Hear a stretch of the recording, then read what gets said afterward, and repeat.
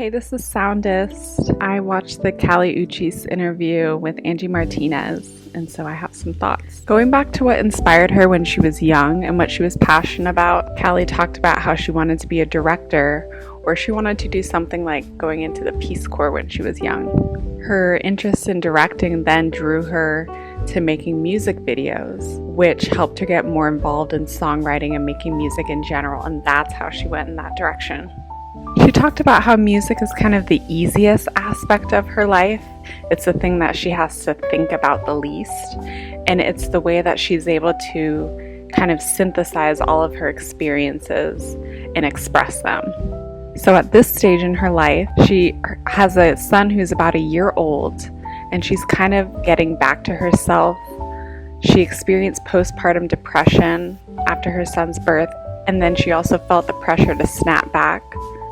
So on this project, she's more in touch with her emotions overall, and she's kind of really diving deep into them.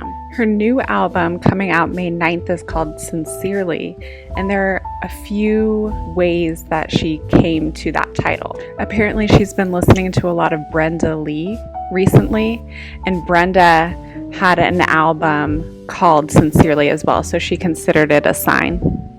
Brenda Lee was one of the best-selling female singers of the 60s and 70s, and you'd probably recognize her most from singing Rockin' Around the Christmas Tree. Callie's usage of the title Sincerely points to how she wanted the album to sound intimate and personal. Perhaps the most important reason why she wanted to name the album Sincerely is that the last thing she got from her mom before she passed away was letters. Callie's mom sadly died before her son's first birthday. Somewhat prophetically, the first song on the album was written before she knew she was pregnant and before her mom's diagnosis, but the lyrics are somewhat of a premonition. She talks about how this album is really poignant, and this period of time in her life was really poignant because she became a mom and she lost her mom at the same time. This is also her third English album. She says it's her most cohesive body of work, with the album all having the same tone. And she also mentions that there's no Spanish on it, but there is some Spanish on the deluxe album.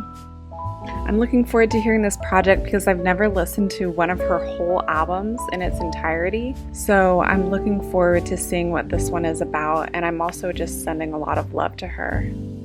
So stay on the lookout for when the album releases on May 9th.